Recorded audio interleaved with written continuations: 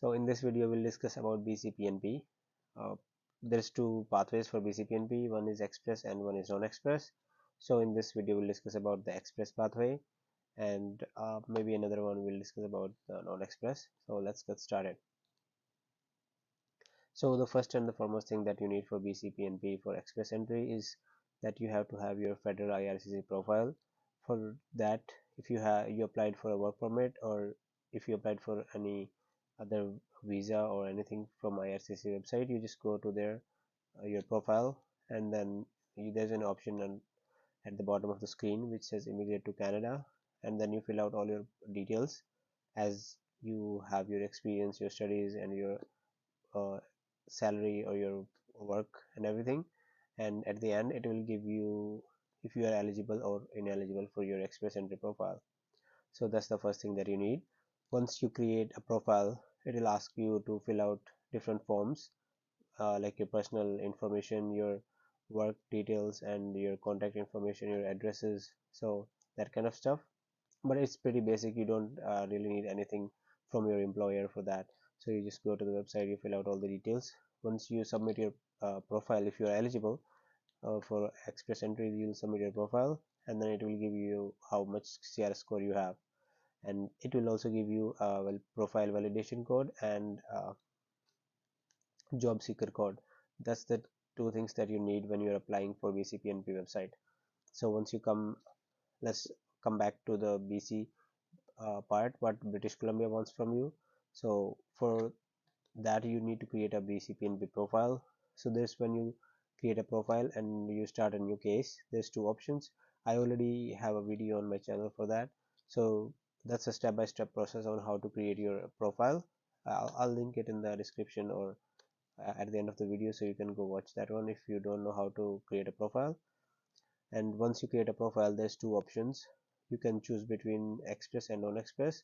So if you already have an express profile, I would suggest if you should go with the express entry option. But it also depends, like sometimes you don't have enough points uh, to come in the draw, because in BC they draw usually do draws for PR. It's not like Alberta that you'll be chosen on a lucky draw basis, but it's rather a point based system. So if you don't have enough points, then you can choose your safer option, which is non-express. So let's get started. So for this express entry profile, you need to have your job in no code 0, 1, 2, and 3. And if you don't have any of these your jobs in under these no codes, then you won't be eligible. And for those no codes, you when you go to the profile, then you can choose which profiles, which no codes are eligible. So I'll give that link in the description. You can check out which are the jobs which you can apply under these no codes. So the no code 010 is for legislative and senior management corporation jobs. 1 is for business, finance, and administration jobs, while 2 is for natural and applied science, and now code 3 is for health occupation. There is a important thing that if you are working in health care, then your English proficiency is a little bit different. For others, it's CLB 5, and then the more you have, the more points you will get, because again, BC is a point-based system. So the more you have, the better, because you'll get more points the more scores you have. But for healthcare, I think the minimum is CLB 7, so if you have less than that, then you won't be eligible. So you have to have good score if you want to work in healthcare. So, and the other thing about skilled worker, if you're applying under BC, is that you have to have 2 years of minimum experience. It doesn't have to be a continuous experience. Like let's say you worked a year and then you started doing your studies, and then after 2 years you started working again. The only important thing is that all of your experience should be in the same no code. It can't be like, let's say you worked in healthcare for 1 year, and then you quit that job, and then you started working in admin for 1 year, then you won't be eligible. So if you didn't study from BC and you are eligible for express entry, then I think this option is for you, which is called skilled worker BC.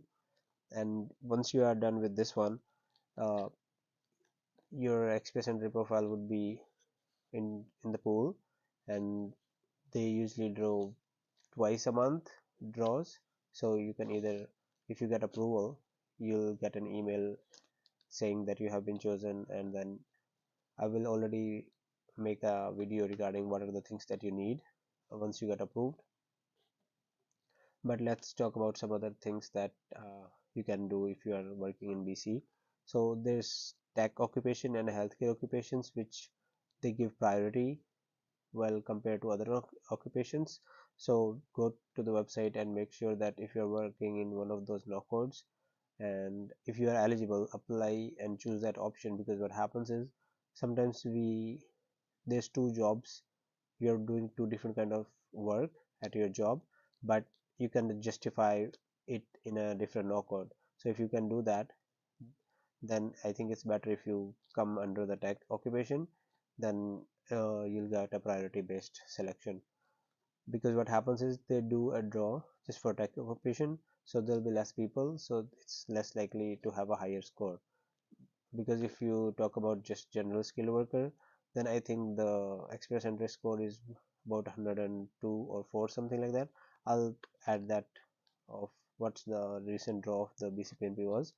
But basically all you need is you have to have 2 years of experience, and you have to have good score when you apply.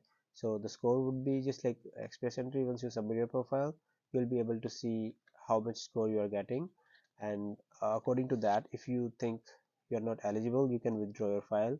There is no charges for that, and then you can choose something else wherever you want to apply. So try not to do any try not to put any wrong information, because it's not easy to change.